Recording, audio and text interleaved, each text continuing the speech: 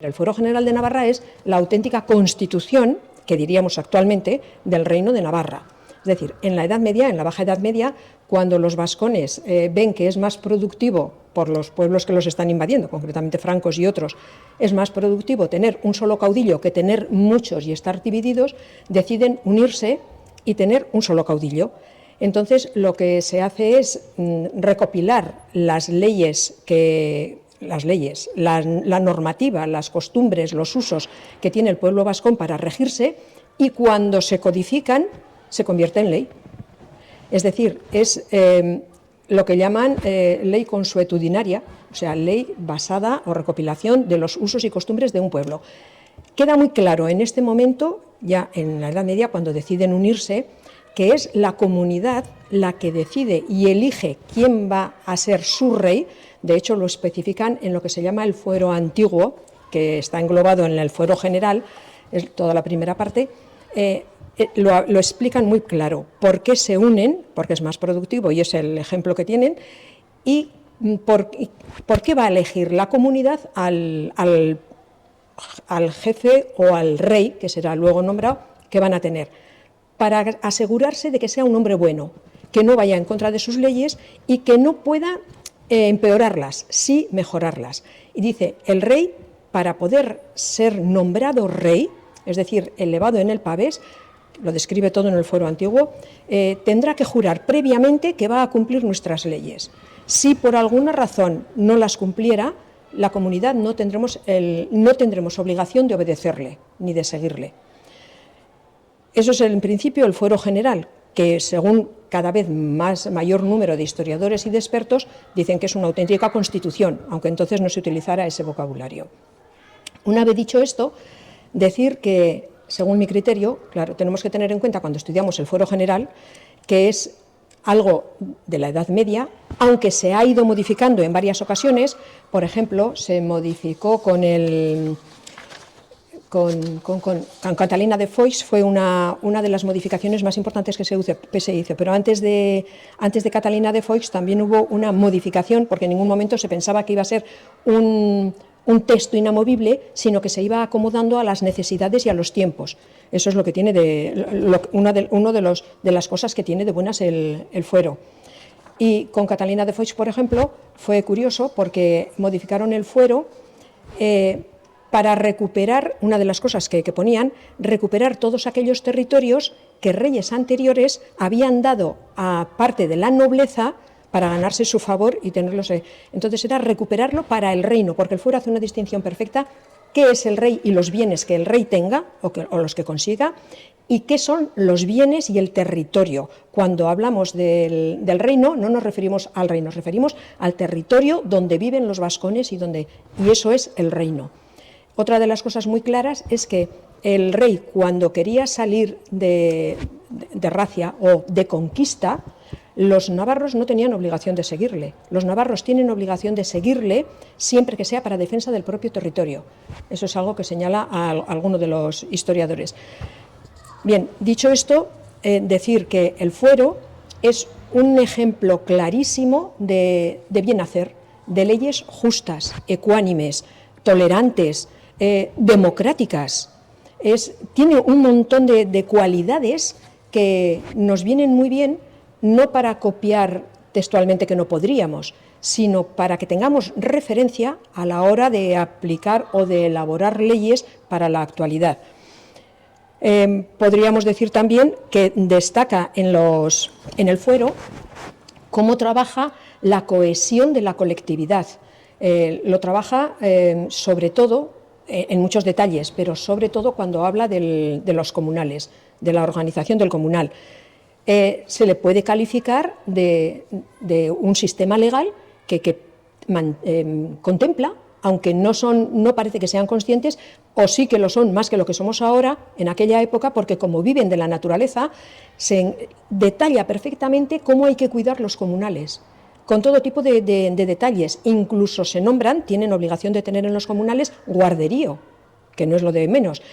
Da medidas de qué se tiene que utilizar y cómo se tiene que utilizar, y cómo compartir, no solo como bien de toda la comunidad de la zona, donde son los comunales, sino también compartir con los de las otras zonas. Por ejemplo, tienen en cuenta que cuando pasan la transhumancia o pasan animales de otros espacios, tienen derecho a hierba, a un espacio donde estar y a agua. Es decir, esa sensación de solidaridad, no solo entre los naturales de la zona que estamos hablando, sino con otras zonas, también es manifiesta. Y después la adaptación que son capaces de hacer a lo largo del tiempo para no quedarse atrás ni perder. Por ejemplo, con Felipe de Béguet, en 1330, es la primera adaptación que se hace.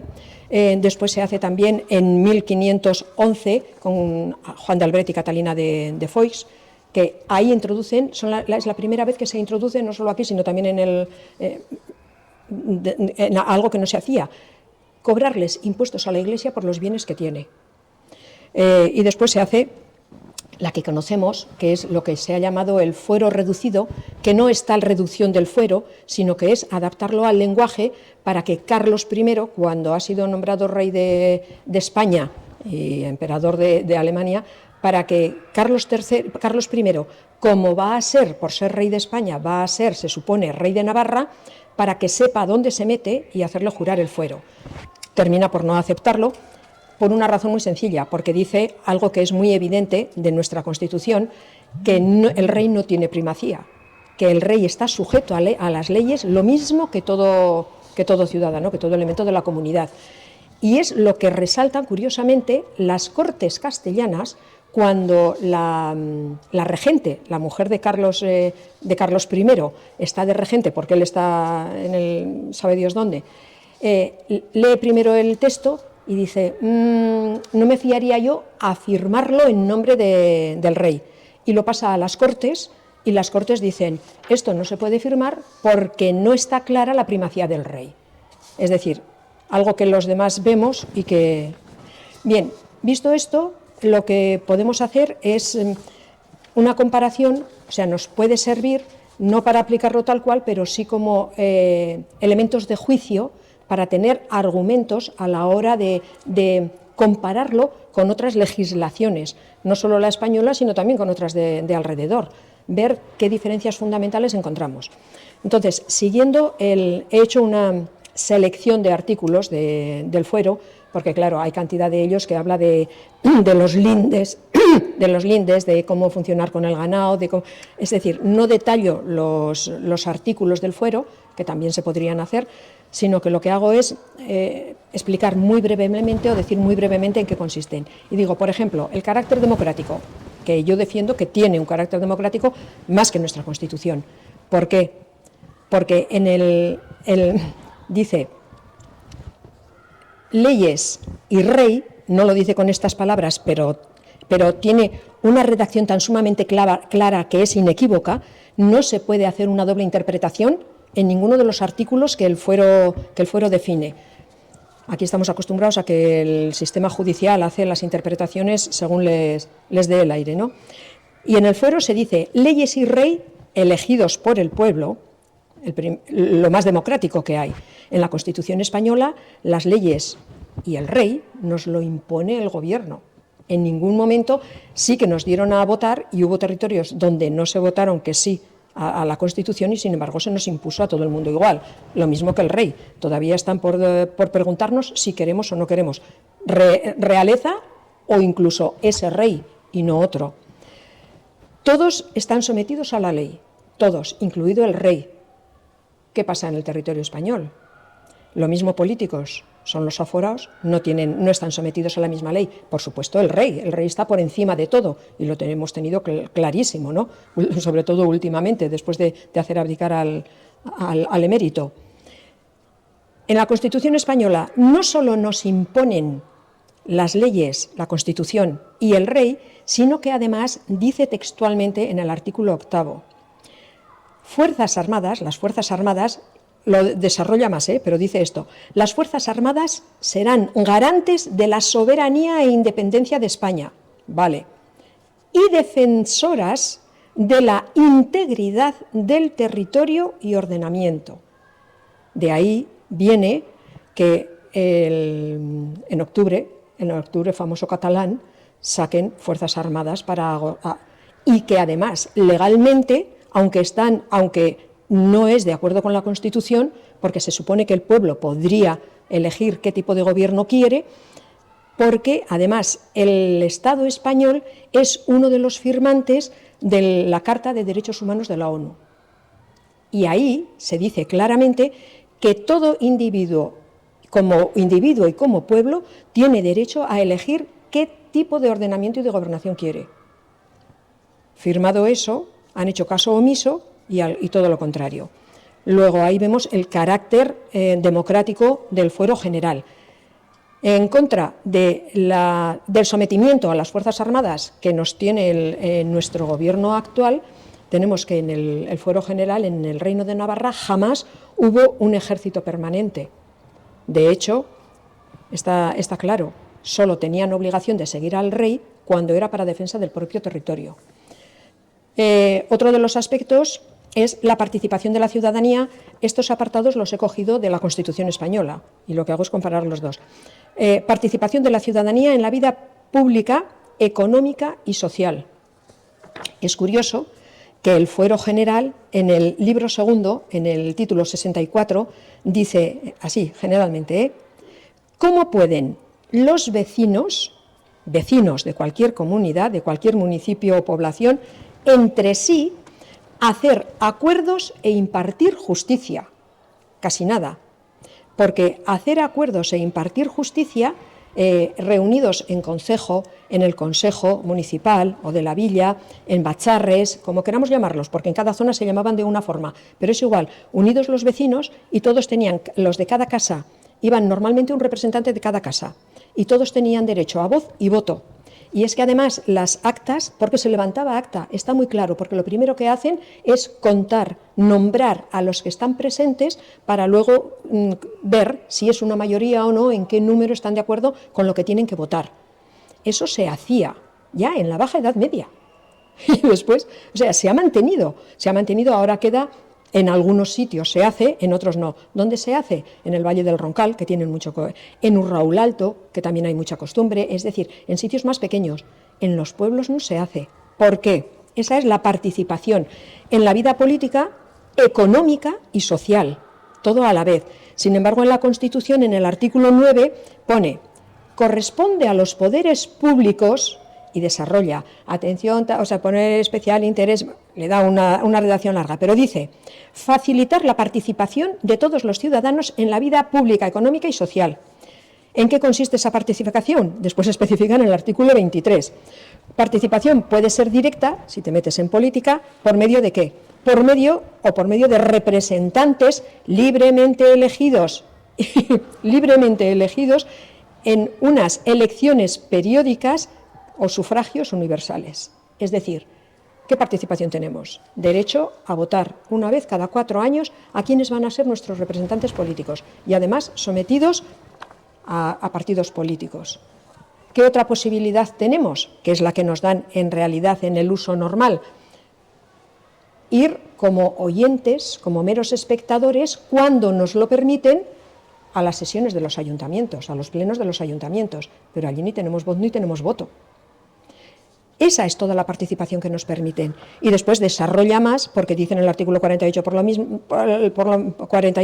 lo mismo con la gente, con la juventud. Es decir, facilitarles y animarles a que participen en la vida social, política y económica. ¿Qué capacidad tenemos de participar en la vida económica? Ninguna. Pero bueno, sobre los derechos a vivienda, un artículo que no tiene desperdicio. El Fuero de Navarra dedica un montón de artículos a ese derecho y dice, todo villano tiene derecho a vivienda, pero no se queda ahí.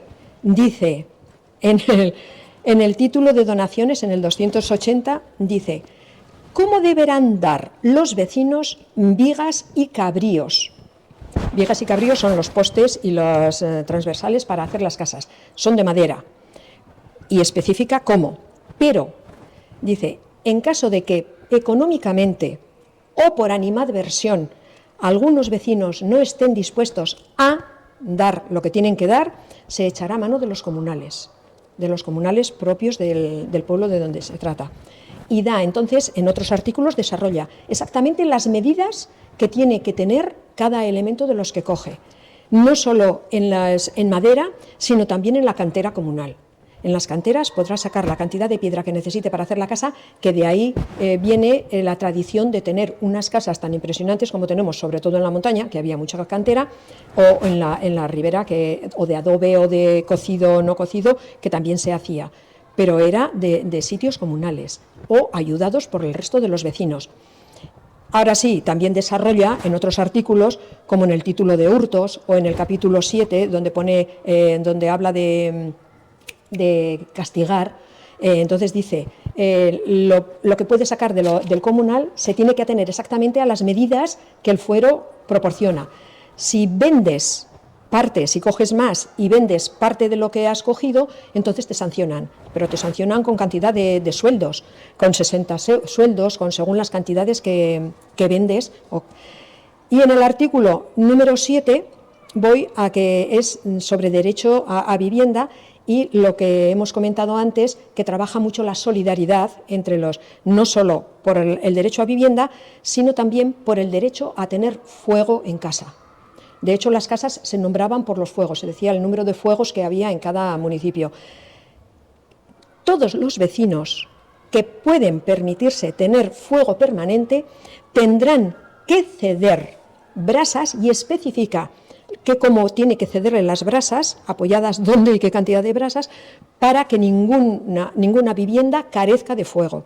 Especifica además, en épocas de dificultades para tener la madera que se daba a cada familia, se llaman los lotes. Ahora dicen, tienes derecho a lote, entonces se hacía lo mismo, pero no todo el mundo llegaba con la misma cantidad. Entonces especifica cómo los vecinos, a aquellos que no tienen suficiente leña, tienen obligación de cederles brasas para que puedan encender. ¿Cómo mantiene o cómo consigue o cómo garantiza la Constitución española que todo? Porque dice en el artículo 3, en el capítulo 3, en el artículo 47, dice: todos los españoles tienen derecho a vivienda digna. No solo vivienda, sino también digna. Luego en otro dice también de trabajo, pero bueno. Y dice, los poderes públicos, esta es su forma de garantizar el derecho a la vivienda, los poderes públicos regularán la utilización del suelo impidiendo especulaciones, para que todos puedan tener acceso a vivienda. ¿Quién garantiza que tienen acceso a vivienda? Los que no tienen acceso a vivienda, que tienen que pedir préstamos a entidades bancarias actualmente, ¿qué pasa si no pueden pagar? Ahí vienen los desahucios y todo el problema que hay de desahucios o de cantidad de pago por alquiler, ¿no? Sin embargo, y aquí viene, ¿cómo contempla el fuero general? Y fijaros de qué épocas estamos hablando de la Edad Media, la devolución de préstamos, porque también había gente que tenía que pedir préstamos. ¿Y cómo lo garantiza? Y entonces es muy curioso, porque dice, cuando el prestamista reclama la cantidad que no se le ha podido pagar, el fuero contempla que habrá que hacer un estudio de la situación económica del prestamista y un estudio de la situación económica del que ha recibido el préstamo. Según las posibilidades del que ha recibido el préstamo y las posibilidades económicas del prestamista, se establecerá una cuota mensual o anual según las posibilidades del que ha recibido el préstamo, teniendo en cuenta que habrá que descontar a lo que debe todo lo que ya haya pagado anteriormente. Lo comparamos con las situaciones de los desahucios y no tiene parangón. Otro de los aspectos que resaltamos es en la comparación sobre los derechos idiomáticos e imposiciones. Derechos idiomáticos. El fuero ni lo contempla. Esto es recogido de la Constitución española. El fuero ni lo contempla porque estaba tan claro que el idioma era el vascuence en todo el territorio del Reino de Navarra, que no se lo plantean. Pero es que además es curioso porque en ningún momento se obliga a nadie a hablar en vascuence. De hecho, aquí tenemos de todo. Tenemos judíos, tenemos musulmanes, tenemos todo hijo de vecino, que se supone que en principio habría muchos que fueran autóctonos, que se han convertido a esas religiones, pero habrá otros muchos que son originarios de otras tierras y que llegarían a Navarra para establecerse en ella, por las circunstancias que fueren, sin conocer el vascuence. Pero, sin embargo, a nadie se le obliga, es que ni lo nombra el Fuero de Navarra. Sin embargo, en la Constitución española, en el artículo 3, dice: el castellano será la lengua oficial de todo el Estado. Todos deberán conocerlo y tendrán derecho a hablarlo. Las demás lenguas, el vascuence, el catalán, el gallego, dice, serán oficiales en las comunidades autónomas correspondientes. Pero, a pesar de ser oficiales y de ver en otros artículos, como es el punto número 3, que dice las lenguas son patrimonio cultural y objeto de respeto y protección. Y luego se consiente que en la Comunidad Autónoma de Navarra, por ejemplo, se divida el territorio de la Comunidad Autónoma en zonas y sea aceptado en la zona vascófona, en la zona media a medias, y en la zona no vascófona ni se contempla que haya modelo D, y si se contemplara en alguna ocasión exigen unas condiciones que a veces no se dan cuando sabemos que se hace con otros idiomas, ¿no? Pero bueno, para que veamos las diferencias. Aquí he anotado hablar de Juan Carlos Cabrera, que es un profesor lingüista y ya jubilado de la Complutense de Madrid, y tiene unos libros buenísimos hablando del idioma castellano, pero sobre todo uno que lo titula El imperialismo lingüístico, y va estudiando punto por punto el idioma castellano y la imposición tan feroz, por eso lo llama imperialismo lingüístico, que ha habido para ocultar de alguna forma, ridiculizar de alguna forma, cuando no han sido anteriormente en la Edad Media, por ejemplo, con leyes que han prohibido expresamente hablar el vascuence. Empezaron por prohibirlo en los mercados, siguieron por meter funcionarios, sobre todo funcionarios en la legislación, funcionarios entre los jueces solo castellano parlantes y cosas similares. Bien, para que veamos el contraste. Sobre la participación en el mantenimiento económico del Estado. El fuero, desde luego, contempla que todos tenemos que mantener el sistema. Evoluciona muchísimo desde la Edad Media, por supuesto, hasta la Edad Moderna.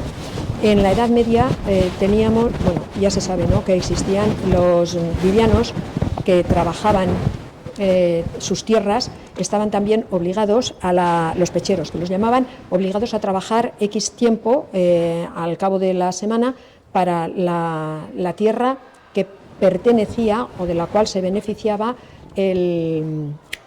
¿cómo se le dice?, el tenente.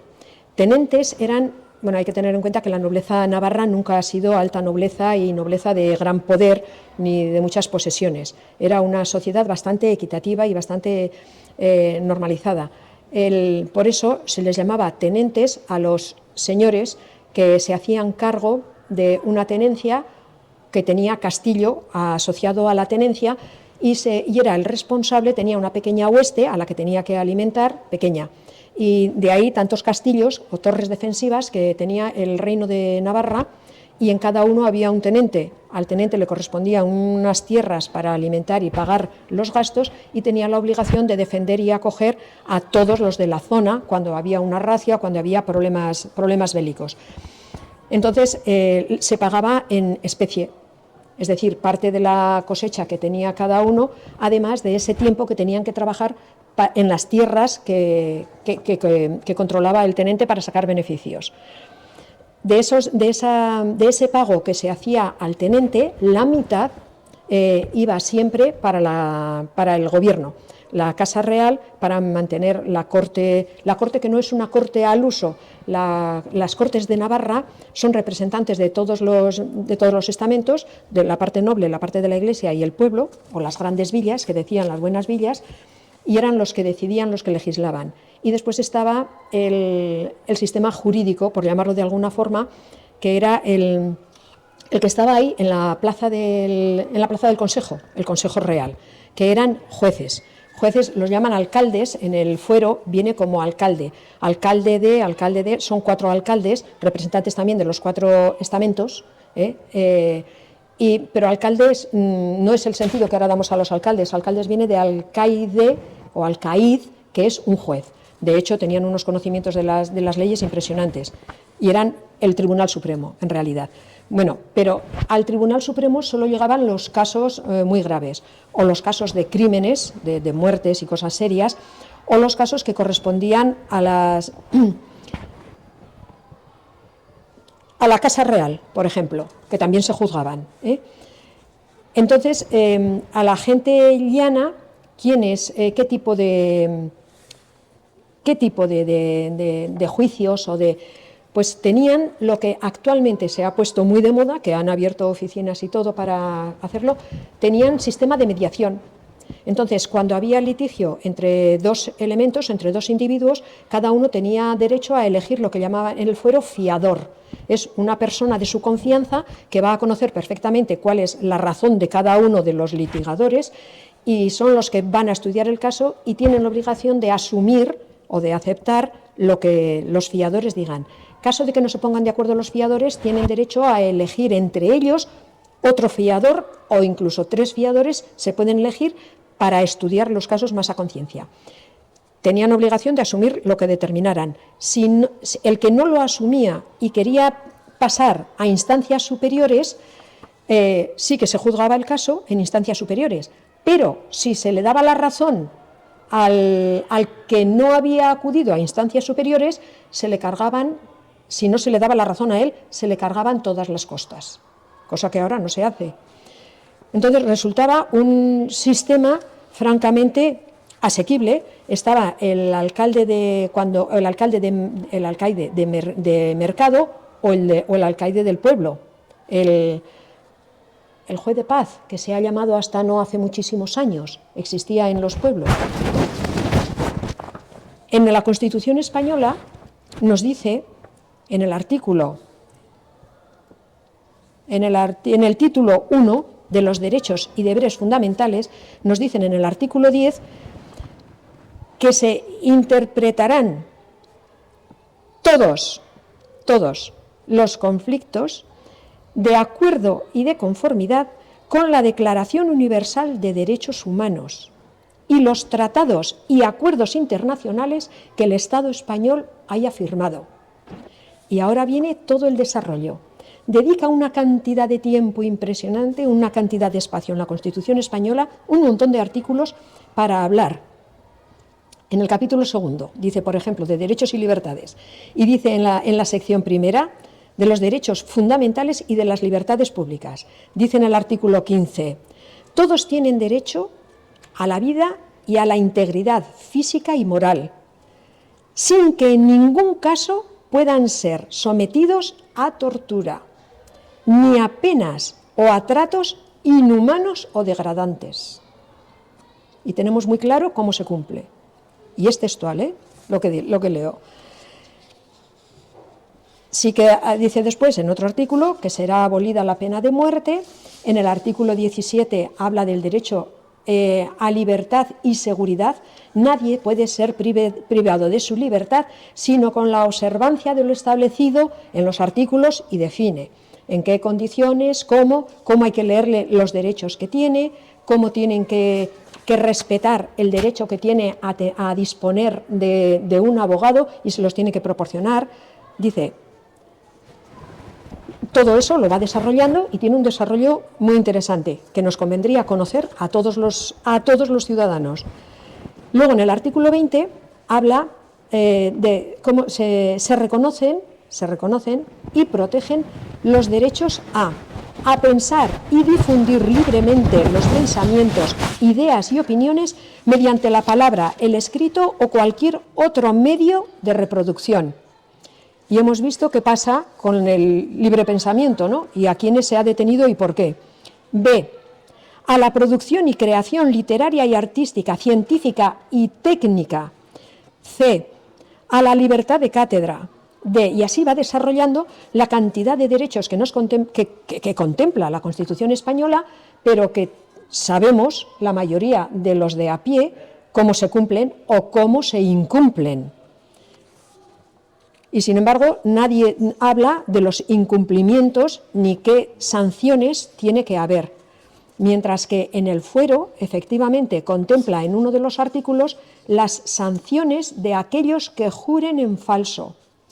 Habla en la Constitución del Reino de Navarra, en el fuero general, habla de cómo en todos los juicios tienen derecho no solo a defender su caso, sino a que haya una investigación seria de qué es lo que ha pasado, y todos tienen derecho a dar su versión y todas las razones de por qué han actuado de una u otra forma.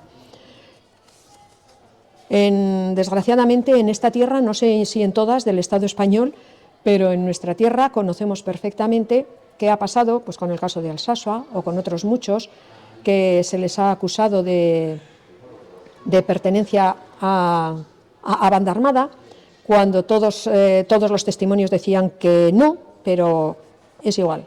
Ahí está lo escrito. Ahí está también la ley Mordaza, una ley que se aprueba, que no hace cambiar el texto de la Constitución y contraria totalmente a los artículos que hemos leído sobre el derecho el derecho a opinar y a expresar nuestra opinión de cualquier forma. En el artículo 24, sobre el derecho a obtener tutela defensiva, pasa lo mismo. Habla de la cantidad de horas que puede estar un detenido, habla de que en todo momento tiene que haber uno presente, habla del derecho a que del derecho que se tiene a no declararse culpable. Es decir, es una declaración de principios muy buena, pero que en la práctica hemos visto, desgraciadamente, que no se ha cumplido ninguno de ellos. Al revés, se lo saltan a la torera, y si hay un informe policial, ese prevalece sobre todos los demás informes que se puedan conseguir en favor del detenido. Bien, el fuero general contempla y dedica mucho espacio al trato de los comunales. ¿Qué son los comunales? Todo aquello que favorece a toda la comunidad y que está gestionado por toda la comunidad, por toda la colectividad. Los comunales siempre hemos conocido que los montes, los pastos son comunales, pero el fuero contempla muchísimos más aspectos comunales. Está el comunal de todos, y después está lo que se llama el comunal el comunal particular, no particular de cada individuo, sino particular de cada municipio, que ese también lo gestionan desde el mismo municipio. Entonces, están los comunales, como son el agua, por ejemplo, también es un bien comunal. Comunal es el agua, los montes, los pastos, las canteras, esos son, y después están, y otros. Y después están los propios, que son los del municipio, no los específicos del municipio, que son, por ejemplo, hay molinos, cantidad de molinos, de minas, de herrerías, de tabernas, de todos aquellos elementos que pueden dar, que se contratan, se queda uno la contrata, entonces también se hacía, y eso produce beneficios para el municipio. Y casi tener en cuenta que también todos estos beneficios, todos estos comunales los gestionan la comunidad. Por tanto, hacemos más hincapié y dejamos para otro momento la cantidad de personajes, cada vez más historiadores y personajes, que hablan del fuero general, contemplándolo como una auténtica constitución, y loando, haciendo una serie de alabanzas sobre el fuero general con respecto a las comparaciones que se hacen con otras legislaciones actuales.